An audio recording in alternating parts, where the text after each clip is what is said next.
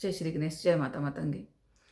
आज बात करते हैं हमारे शरीर में जो 7 चक्र है ना, उस चक्र की बात करते हैं। उस चक्र में ही हमारे हमारे सारी शक्तियाँ उस चक्र में छुपी हुई है। सभी शक्तियाँ उसी चक्र में है। और वो जो 7 चक्र है ना, वो सबका जागृत नहीं रहता है। 1 या 2 चक्र जागृत होता है, बाकी सभी ब्लॉक रहता है, बैठा होता है।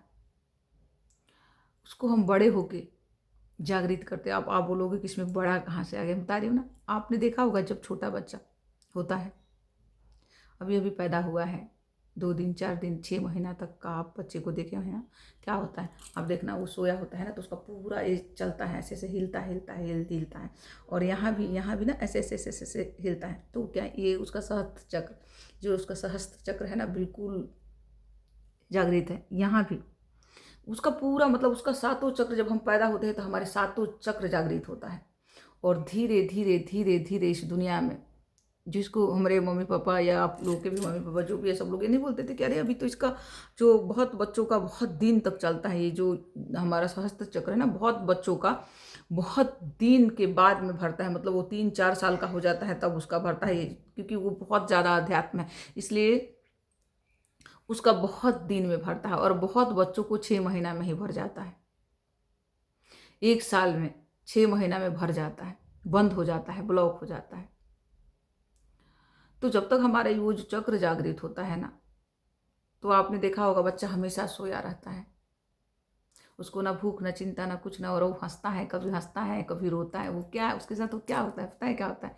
वो ध्यान में होता है। उसको सोया नहीं बोला जाता है। आप समझ लीजिए कि वो ध्यान में होता है, परमात्मा के ध्यान में ध्यान मग्न है वो। और कभी भगवान जब उसको ये अच्छा अनुभव कराते हैं ना, तो वो हंस देता है। और कभी कुछ बुरा अनुभव होता है तो वो ऐसे करने लगता है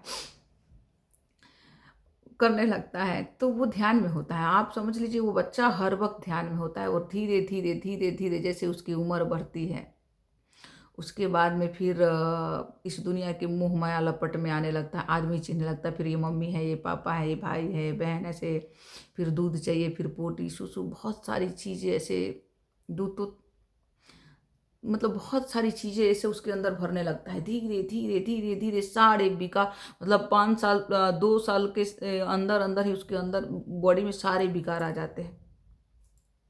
विकार कैसे आ जाते हैं? दूसरा बच्चा उसके सामने, किसी बच्चे के सामने बैठाइए, फिर देखिए वो उसके हाथ में कुछ है ना, तो उस चीज़ के लिए रोएगा, उसे झपटना चाहेगा, उसे लेना चाहेगा, या उसको देखिए कि उसको भी ऐसा चाहिए। धीरे धीरे ये माया ऐसी है ना कि ऐसे उसको घेरने लगता है। और फिर जब वो 5 साल का होता है, तो बस पूरी तरीके से ईश्वर को भूल जाता है, परमात्मा को भूल जाता है, और बस इस दुनिया को अपना समझ लेता है। और फिर वहाँ से स्टार्ट होता है झूठ बोलना, बेईमानी करना। और कभी कभी ऐसे होते हैं ना कि छोटे छोटे बच्चे चोरी भी कर लेते हैं, जो चोरी करना, ये सब चीज़ें। और धीरे धीरे धीरे धीरे मतलब हम लोगों को, माँ बाप को ये लगता है, या सभी को ये लगता है कि हमारा बच्चा बड़ा हो रहा है, बड़ा बड़ा समझदार है, बड़ा समझदार है। नहीं, आपका बच्चा उलझ रहा है। और जो जितना समझदार होता है, जो बच्चा जितना समझदार है बचपन में, 5 साल के बाद में, वो उतना ही ज़्यादा वो उलझता है, क्योंकि उसके पास बुद्धि ज़्यादा है ना। अब उसके पास बुद्धि ज़्यादा है तो वो अपनी बुद्धि का इस्तेमाल करता है। वो परमात्मा का सुनता नहीं। उसको लगता है कि दुनिया में सबसे ज़्यादा वो समझदार है। और जो सच्चे जो सीधे बच्चे हैं, गलती ये करेगा और सीधे सच्चे बच्चों पे इल्ज़ाम लग जाता है। तो यही है कि समझदार लोग होते हैं ना, वो बड़े झूठे होते हैं। बड़े अपने आप को बचाने के लिए किसी भी हद तक, किसी भी मतलब कुछ भी कर सकते हैं। वो, उनके पास बुद्धि है ना, तो वो अपने बुद्धि से निकल ही जाते हैं, तो होते हैं। और भगवान देखे, क्योंकि कृष्ण भी तो बहुत समझदार थे ना, पर कृष्ण ने कभी ऐसे इस तरह की गलती नहीं की। हम उलझ जाते, वो तो जानते, वो तो करते थे, तो उनके साथ करते थे जो जो खराब होते थे। हम क्या करते हैं, हम अच्छों के साथ भी करने लगते हैं, अच्छों के साथ भी वो बुद्धिमानी लगाने लगते हैं। और फिर धीरे धीरे पता नहीं कैसे, पर धीरे धीरे वो होने लगता है। और हमें लगता है कि कोई देख नहीं रहा, हम गलत है, पर हम एक्सेप्ट नहीं करते कि नहीं नहीं, हम तो गलत नहीं है, हम तो एकदम सही हैं। जबकि आपको पता है, आपको खुद अपने नज़र में आपको पता है कि आप गलत हो, फिर भी आप मानते नहीं हो, क्योंकि आपको लगता है आप मानोगे ना तो लोग आपको नीचे दिखाएगा, या फिर लोगों के नज़र में गिर जाओगे। इस तरह की चीज़ें हमारे अंदर धीरे धीरे होने लगती है। और ये सारी चीज़ें हमें उलझाती है और गिराती है। और कभी कभी तो ऐसा होता है ना कि हम अपने ही जाल बनाए हुए जाल में ऐसे फंस जाते हैं ना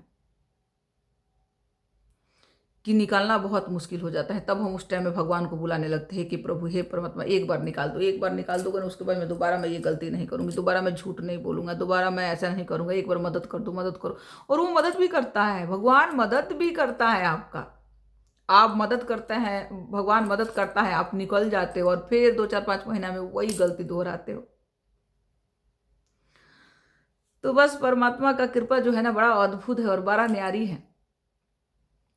और हम बात कर रहे थे चक्र की, तो सेवन चक्र जब बच्चा बच्चा होता है तो उसका सेवन चक्र जागृत होता है और फिर धीरे धीरे वो ब्लॉक हो जाता है, ठीक है।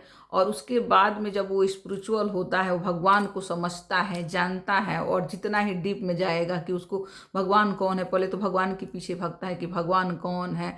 और इतने सारे भगवान हैं हमारे सनातन में, इतने सारे देवी देवता है बना दिया गया है ना कि पहले तो किसको भगवान माने वो उसके दिमाग में चलता है। उसके बाद में फिर वो अपना एक बनाता है कि मेरा इष्ट ये है, हनुमान जी है या कृष्ण जी है या महादेव है, जो भी, या माता रानी है, जो भी है, बना के अपना वो चलने लगता है। और फिर उसके बाद में जब उसका भक्ति चरण सीमा पर पहुंचता है तो धीरे धीरे समझ भी आने लगता है और फिर वो खुद को ढूंढने लगता है कि मैं कौन हूँ। और जब वो खुद को ढूंढता है और ज़्यादा अपनी भक्ति शक्ति बढ़ाता है, फिर धीरे धीरे उसका चक्र, फिर वो चक्र तक पहुंचता है कि ये चक्र क्या है, ये कैसे ब्लॉक हो गया। फिर धीरे धीरे उसका चक्र जागृत होना स्टार्ट होता है। तो पहले बारी आती है मूलाधार की, और अधिकतर लोगों के मूलाधार चक्र जागृत रहता है, बहुत कम लोगों का है मूलाधार चक्र। मूलाधार जागृत ही रहता है ज़्यादातर, मतलब होता है कि जागृत रहता है, पर बहुत लोगों का नहीं भी जागृत रहता है।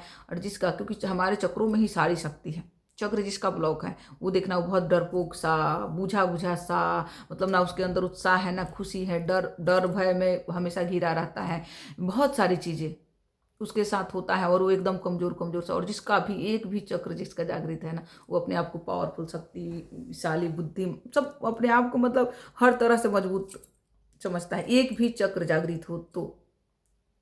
और सारा जितना भी खेल है ना हमारे चक्रों पे है। तो आज तो बस इतना ही, क्योंकि मैं लंबी वीडियो बनाती हूँ, आप लोग देखते नहीं हो, ठीक है ना। तो बस अभी ये 5 7 मिनट का वीडियो बन गया, अभी इतना ही। अगर आप लोग को जानना है, धीरे धीरे जानना है, तो मैं सारी बातें बताऊंगी। पर आप लोग लाइक सब्सक्राइब तो करो। आप लाइक नहीं करते हो, सब्सक्राइब नहीं करते हो, कमेंट में भी कुछ नहीं लिखते हो। लिखो, क्योंकि आप लिखो या नहीं लिखोगे, सिंपल सी बात है कि आप लिखो या मत लिखो, मैं तो वीडियो बनाऊंगी। आपको पसंद आए या ना आए, मैं तो वीडियो बनाऊंगी। आप देखो या ना देखो, मैं तो वीडियो बनाऊंगी। क्योंकि इस वीडियो से मुझे मुझे मुझे फर्क पड़ता है, मुझे फायदा होता है, मैं हील होती हूँ। मुझे अच्छा लगता है कि मैंने कुछ तो अच्छा करा, कुछ तो समझा आज जो मैंने लोगों के साथ में साझा, तो मैं तो बनाऊंगी। चाहे आप लोग लाइक करो, सब्सक्राइब करो, कमेंट करो, ना करो, वो आपकी मर्जी है, देख लो। मुझे तो वीडियो बनाना है और मैं बनाऊंगी और डालूंगी भी।